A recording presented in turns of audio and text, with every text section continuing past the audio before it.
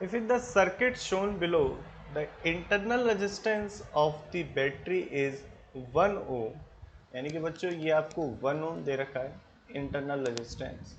Find the potential between P and Q, यानी कि potential difference P point और Q point के बीच में देखना है. और सिंपल प्रॉब्लम है, सिंपल इक्विवेलेंट रेजिस्टेंस की प्रॉब्लम है. आइए देखते हैं. तो आपके सामने ये सर्किट है. अब आप देखिए कि अगर मैं कहूं इस पॉइंट का पोटेंशियल VQ है और इस पॉइंट का पोटेंशियल VP है, तो ये जो पॉइंट है इसका पोटेंशियल वही होगा जो पॉइंट Q का है, क्योंकि ये कनेक्टिंग वायर से जुड़ा हुआ है जिसका इंटरनल रेजिस्टेंस हम 0 लेते हैं.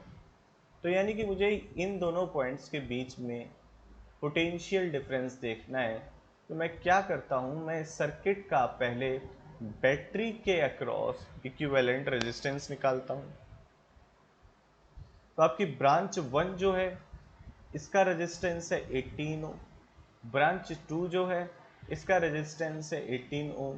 ब्रांच 1 एंड ब्रांच 2 एक दूसरे के पैरेलल है, इक्वल रेजिस्टेंस है. तो इन दोनों का जो इक्विवेलेंट रेजिस्टेंस आएगा वो आएगा 9 ओम.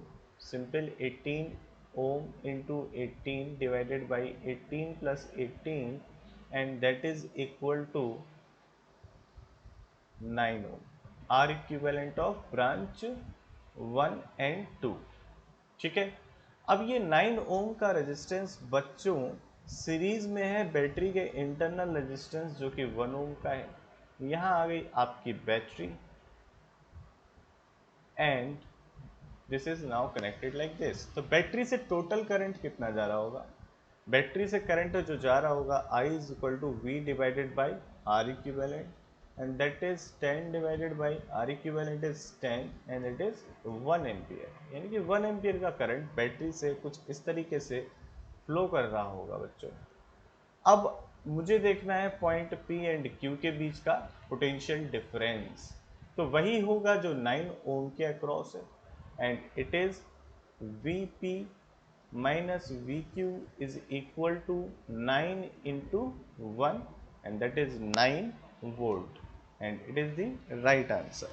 तो देखते हैं कि क्या आंसर राइट है, कौन सा ऑप्शन बनता है. Option A is right.